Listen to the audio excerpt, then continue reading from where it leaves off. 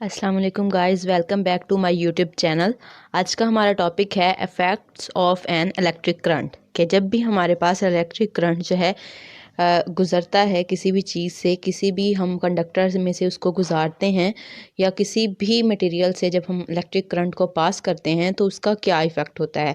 तो करंट की प्रेजेंस में हमने डिफरेंट इफ़ेक्ट्स को नोटिस किया, हमने डिटेक्ट किया और उनमें से हमारे पास हैं उनकी कुछ टाइप्स हैं इफ़ेक्ट्स की। एक हमारे पास हीटिंग इफ़ेक्ट, केमिकल इफ़ेक्ट और मैग्नेटिक इफ़ेक्ट। तो फर्स्ट ऑफ ऑल हम बात करेंगे हीटिंग इफ़ेक्ट की। जब हमारे पास किसी भी वायर वगैरह में करंट फ्लो कर रहा होता है तो वो वायर जो है वो हीट अप हो जाती है, ठीक है। तो इसको हमने कहा कि ये हीट इफ़ेक्ट है। ऐसा क्यों होता है? जब भी किसी मेटालिक वायर के थ्रू हमारे पास करंट गुजरता है तो फ्री इलेक्ट्रॉन्स की मोशन होती है जब हमारे पास करंट फ्लो करता है।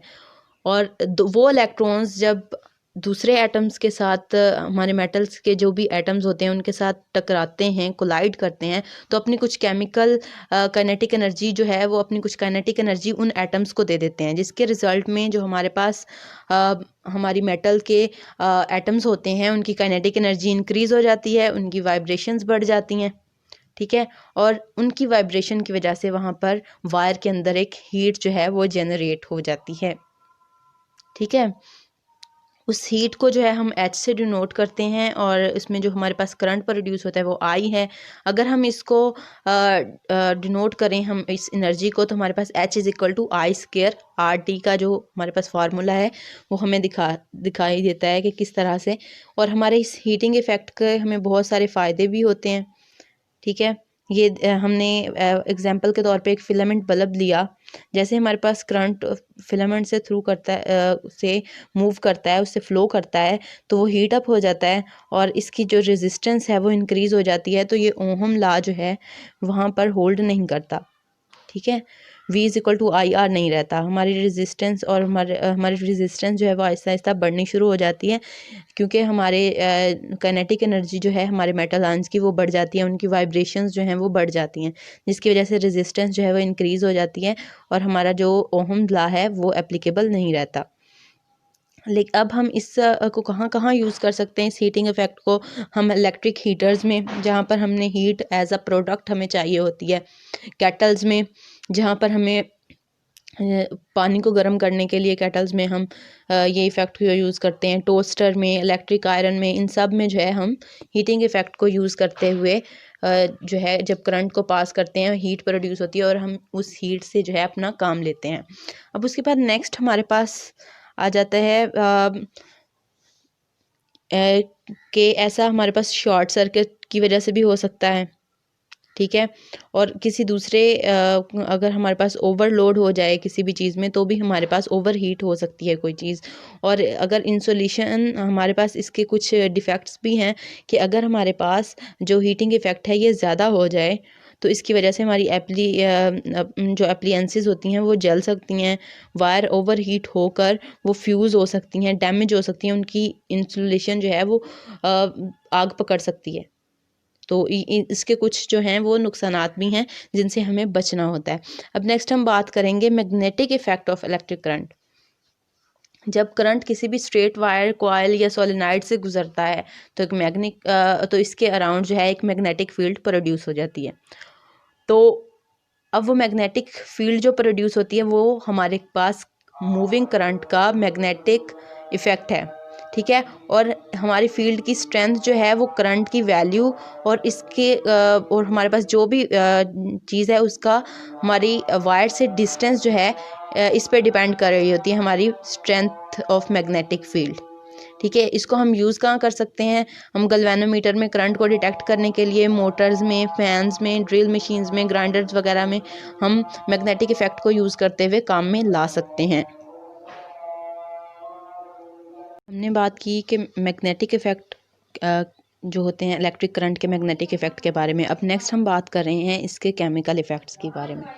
हमारे पास बहुत सारे लिक्विड्स सॉल्यूशंस ऐसे होते हैं कि जब हम उनमें से इलेक्ट्रिसिटी पास करते हैं तो वो इलेक्ट्रिसिटी को कंडक्ट करते हैं, क्योंकि उनके अंदर कुछ केमिकल रिएक्शंस अकर हो रहे होते हैं, जैसे कि हमारे पास इलेक्ट्रोलिसिस का फिनोमेना है। तो इस इलेक्ट्रोलिसिस के फिनोमेना में हमारे लिक्विड सोल्यूशन के अंदर जो केमिकल चेंजेस प्रोड्यूस हो रहे होते हैं वो हमारे करंट के इफ़ेक्ट्स में आते हैं, जो कि हमारे लिक्विड की नेचर और हमारे अंदर हमने जो क्वांटिटी ऑफ इलेक्ट्रिसिटी उसमें से पास कराई है उसके ऊपर डिपेंड कर रहे होते हैं। तो फर्स्ट ऑफ ऑल हमारे पास इलेक्ट्रोलिसिस होती क्या है? इलेक्ट्रोलिसिस हमारे पास किसी भी इलेक्ट्रोलाइट की डिकम्पोजिशन होती है जब हम उसमें से इलेक्ट्रिसिटी को पास करते हैं उसके एक्वस या मोल्टन सोल्यूशन के में से।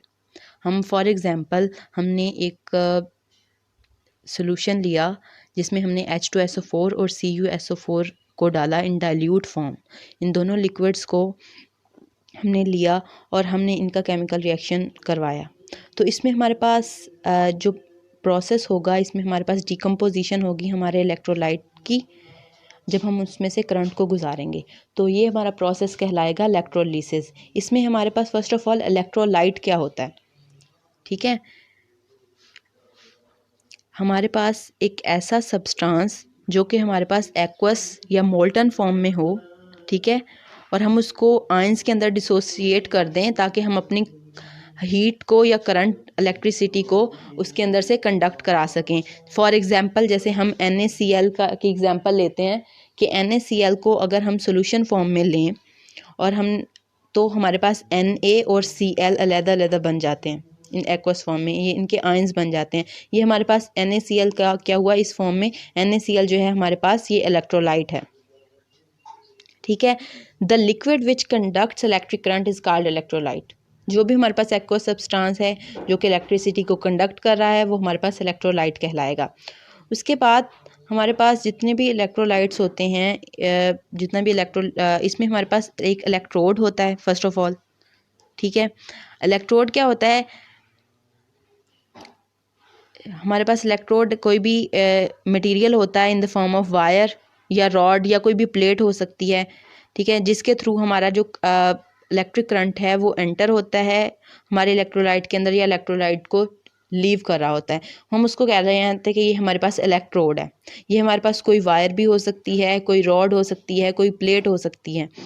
इसके अलावा इसमें हमारे पास दो इम्पॉर्टेंट फिनोमेनाज होते हैं, कैटाइन और एनाइन, यानी कि एनोड और कैथोड। जो इलेक्ट्रोड हमारे पास पॉजिटिव टर्मिनल के साथ अटैच होता है उसको हम कहते हैं कि वो हमारा एनोड है। जो इलेक्ट्रोड नेगेटिव टर्मिनल बैटरी के साथ अटैच होता है उसको हम कहते हैं कि ये हमारे पास कैथोड है। तो उनमें से हमारे पास जो हैं वो रिस्पेक्टिवली जो पॉजिटिव चार्ज हमारे पास इलेक्ट्रोलाइट होता है उसको हम कहते हैं वो कैटाइन है, जो नेगेटिवली चार्ज इलेक्ट्रोलाइट होता है उसको हम कह देते हैं कि हमारे पास एनाइन है। हमारे पास जो नंबर ऑफ़ कैटाइन्स और नंबर ऑफ़ एनाइन्स होते हैं वो इक्वल होते हैं किसी भी होम्योस्टैसिस के लिए। तो अब हमारे पास नेक्स्ट हम बात करेंगे कि हमारे पास वोल्टामीटर क्या होता है।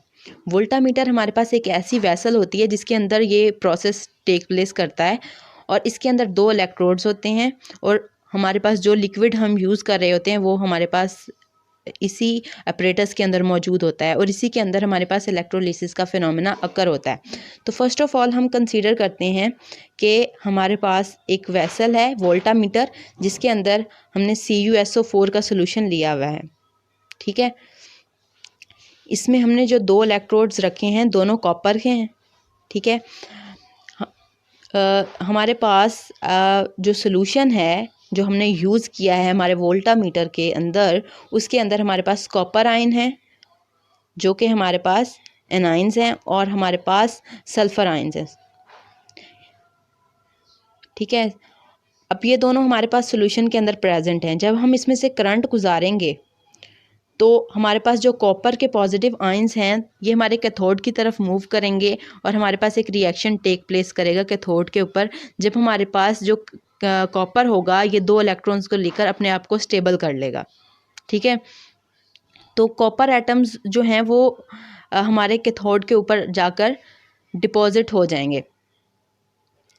यहाँ से हमारे कॉपर आयंस जो हैं जब हमारे आयंस मूव करेंगे कैथोड की तरफ एनोड से और वो जाकर हमारे एनोड के ऊपर स्टक हो जाएंगे, हमारे एनोड के ऊपर हमारे कैथोड के ऊपर जो है वो एक डिपॉजिट हो जाएंगे।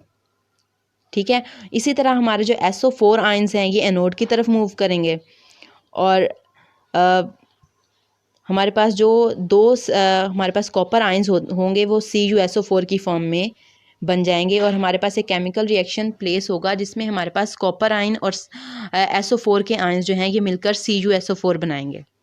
इस तरह हमारा जो इलेक्ट्रोलिसिस का प्रोसेस है ये चलता रहता है। हमारा कॉपर जो है वो सारे का सारा जो है वो कैथोड के ऊपर डिपॉजिट हो जाता है और उसी टाइम में हमारे पास एक इक्वल अमाउंट में कॉपर जो है वो डिज़ोल्व हुआ होता है सोल्यूशन में और उसकी वजह से हमें CuSO4 जो है वो मिलता है और इसकी डेंसिटी जो है एनोड के ऊपर ये सोल्यूशन बनता है। ठीक है, हमारे सोल्यूशन के अंदर फिर से डिज़ोल्व होता रहता है ये copper, equal amount of copper, क्योंकि हमारी CuSO4 डेंसिटी जो है उसको सोल्यूशन में मेंटेन रखता है, कांस्टेंट रखता है।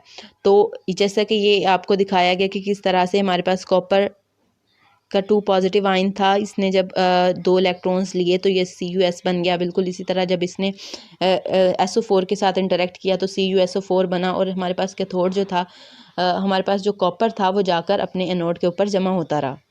ठीक है, तो ये हमारे पास एक सारा प्रोसेस जो था ये इलेक्ट्रोलिसिस का था।